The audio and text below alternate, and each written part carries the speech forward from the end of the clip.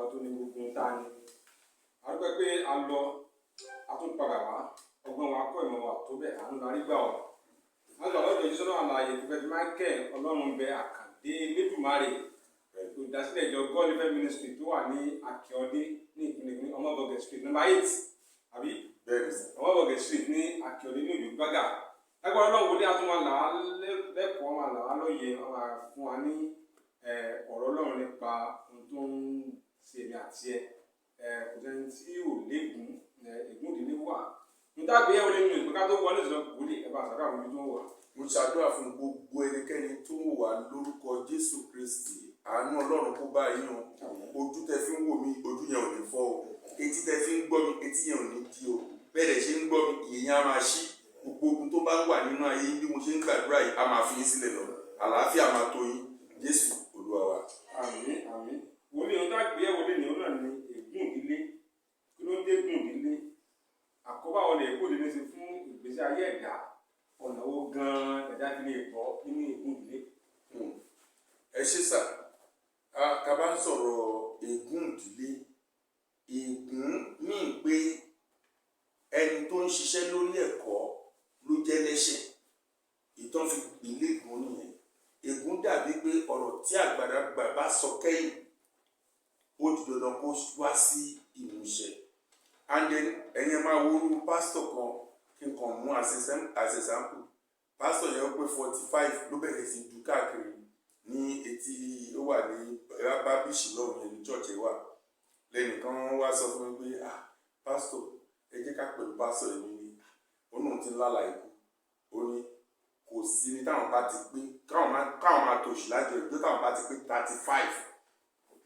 jù bẹ́ẹ̀ lọ lógo yẹn máa ti kú yọ. Ìjọ táwọn bá dẹ̀ ti ń pé 40 sí 44 òun náà ni káwọn ti máa expect pé àwọn dágbére fún ayé. So pé gbogbo àwọn ọmọ bàbá wọn àtàwọn ọmọ ẹ̀gbọ́n ẹ̀ yóò wọ́n ṣe ń lọ náà nìyẹn. So bàbá àwọn ọmọ náà éjì báyìí ló lọ gbé oníkálùkù tí ń wá solution sí kìíní yẹn báwọn obìnrin náà máa ń wà àwọn ọkùnrin òkè sí. Nígbà tí mo wọnú ẹ̀mí pẹ̀lú ẹ̀mọ́ ègún leléyìí aláboyún kan ló ti gégùn nígbà tí bàbá ńlá yìí tó máa treat ẹ̀ tó rẹ̀ jẹ́ ọmọ àwọn alágbára ni ló ti gégùn pé náà nítorí pé wọn ò jẹ́ kí ọmọ ohun tóun fẹ́ bí tí wọn ò jẹ́ kí ó ṣe báyìí kó tó kú ègún tó fi sílẹ̀ òun náà ló bẹ̀rẹ̀ sí jà nígbà tó bẹ̀rẹ̀ sáṣọ̀rọ̀ yẹn ó ní prọfẹ̀tì bọ́lọ́run ṣe sọ bẹ́ẹ̀ lórí àwọn ti gbọ́rọ̀ yìí nínú ìtàn ọ̀dọ́ àwọn tí ìdáyé o pẹ̀tù ọ̀rọ̀ yẹn ti wà bẹ́ẹ̀ mo ní náà àfi ẹ̀mí mímọ́ ẹ̀mí Ọlọ́run alààyè tó ju gbogbo wòlíì lọ òun ló lè sọ pàtó exactly tí tó lè ṣe tí ègún yóò lè fi ja ayé ẹ̀ mọ́. Ṣé ẹ rí ègún ó máa ń ba ògo jẹ́ tí yóò kí n lógo lò rárá kò ń ṣe ba ògo jẹ́ nìkan ègún ó máa ń pa ògo rẹ̀ ègún ó máa ń gbẹ̀mí ògo tọmọ ológo tá sọnù pátápátá tí kò ní lè rí ògo ẹ̀ lò. Ègún ó máa ń jẹ́ kéèyàn wà láyé kó ṣe làálàá lọ school ajáde school tó bá jáde school ó máa lọ university ajáde gbogbo ẹ̀ máa smooth tó máa jáde wọ́n máa pàtẹ́wọ́ fún nínú class pé òun nìkan ló mọ̀wé ṣùgbọ́n kó ṣe rere nítorí pé nìkan ti fi ìdílé yẹn rí pé ẹ yóò ṣe rere nínú ìdílé so kò sí bó ní tòun ṣe lè ṣe á máa ṣe ṣáṣáṣáṣá ni ẹlòmíì even ó lè jáde tán kó ríṣẹ́ á di bank manager bàbá ó sì ń bọ̀ wá di messenger o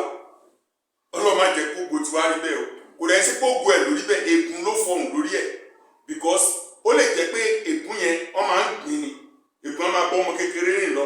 bí ìgbà tó ń gbìn ni ó lè jẹ́ pé 50 years ló máa tó start nínú ayé ẹ̀ 50 years yẹn náà ni iṣẹ́ máa jábọ́ bẹ́ẹ̀ ni tíṣẹ́ bá ti jábọ́ ní 50 years yẹn bàbá ọmọ ẹni tẹ́gùn jà àkọ́kọ́ máa wò kéékèèké ó lè dá company kan sílẹ̀ bàbá irọ́ ni ó ṣe padà lọ kọ́ ṣe jẹ́ bí messenger níbò mi ẹ wo manager báńkì ẹ tí ìlú ẹ̀rí ẹlòmísà á tún fi orílẹ̀-èdè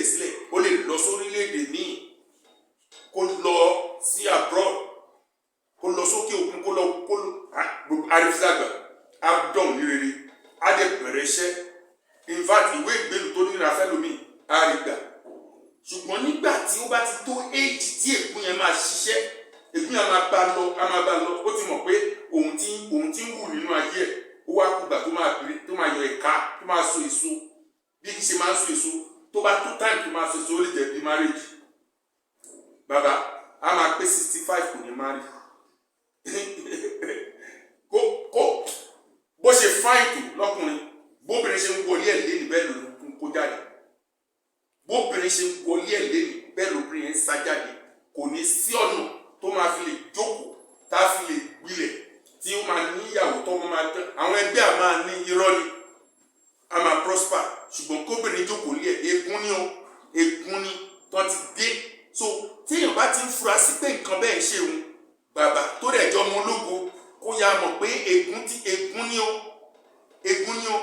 ègún ló máa ń jẹ́ kí èèyàn ṣiṣẹ́ kó má jẹ iṣẹ́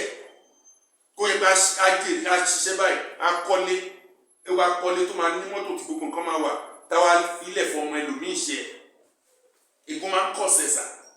tó yẹ pé ẹlòmíì ló máa jèrè nǹkan yẹn ẹ̀rí nínú kan fàìsàn gbèjà nínú kó yẹ pé kíní a máa rò pé wọ́n á máa fi oògùn ẹ̀tẹ̀ wọ́n á máa fi wá pàlàpàlàpà pé báyìí kó ọlọ́run ajẹ́ká rẹ̀ já ọlọ́run ajẹ́ náà wọ́n mọ̀ pé ègún yẹn gangan ló jẹ́ kọ́ obìnrin míì kò ń sọkọ ọ̀run ló bàjá ègún ni wípé ẹ bímọ láyé o ṣùgbọ́n kò sí kan tó máa jèrè. Bàbá á bímọ ọmọ máa tó 4-5 ṣùgbọ́n bẹ́ẹ̀ ṣe ń gbọ́ pé eléyìí wà lẹ́wọ̀n bẹ́ẹ̀ lè máa gbọ́ pé eléyìí ṣe pàǹlẹ̀ kò ní gbádùn àwọn yẹn tó bá ti dàgbà báyìí gbogbo àwọn ẹ̀ máa dọ̀tá ẹ̀ wọ́n máa pè àwọn lájẹ̀. Ìyá tó bí wọn tí ò fi wọ́n ṣe menstruation, ìyá tó bí wọn tí ò gbẹ̀yìn wọ́n máa pè lájẹ̀ pé àjẹ́ ni wọn ò ní lọ bá yá yẹn, wọn ò ní kí àfúyá yẹn, wọn ò ní fojú rẹ̀ wò yá yẹn, wọn ò ní pọ́n yá yẹn lé nínú ìyá yẹn máa wá jìyà ìyá tó ti ṣe làálàá lórí ègún ni ó ègún májèrè ọmọ nìyẹn. Prophet, tí èèyàn bá wá ní ègún ọ̀nà wo lèèyàn lè gbà téèyàn fi lè bọ́ nínú àjàgà ègún yẹn? Ẹ ṣe sà, ọ̀nà tí èèyàn lè gbà téèyàn lè fi bọ́ nínú àjàgà ègún ọ̀dọ̀ Ọlọ́run nìkan ló wà, ẹ̀mí mímọ́ nìkan ni sà, ẹ̀mí Ọlọ́run nìkan ló lè túyàn lẹ́. Ìyẹn máa ń sọ fún yàn pé nǹkan tó ṣe rò pé kò sí solution ni pé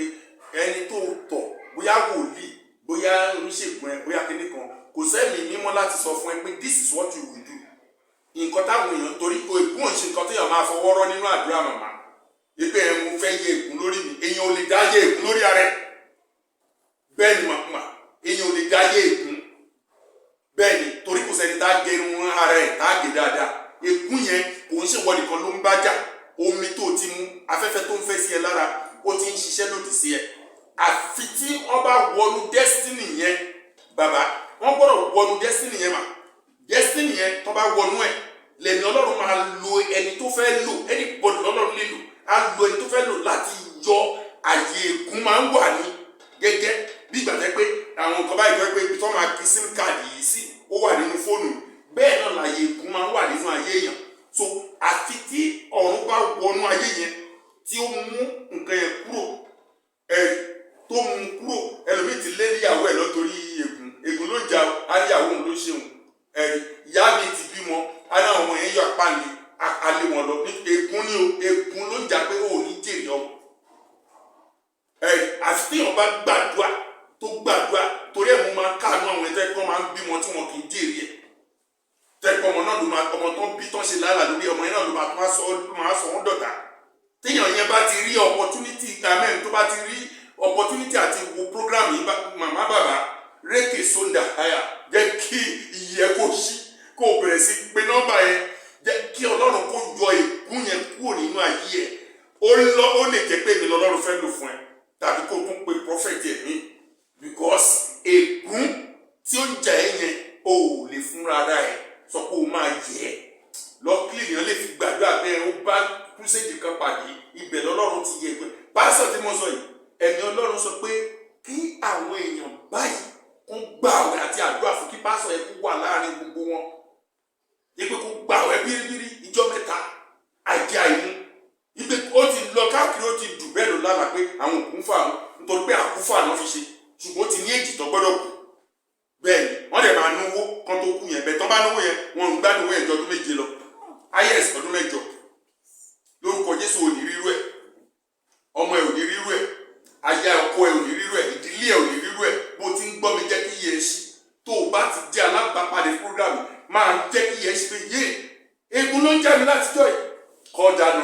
bá ti pè fún ẹ so possible kọ́lọ́run lò mí fún ẹ. ẹ bá pè lẹ́bàá nìkan wà lẹ́yìn wa. 070-360-38757 070-360-38757 àti 091-356-42057 091-356-42057 lórúkọ Jésù mo gbàdúrà gbogbo èyí tí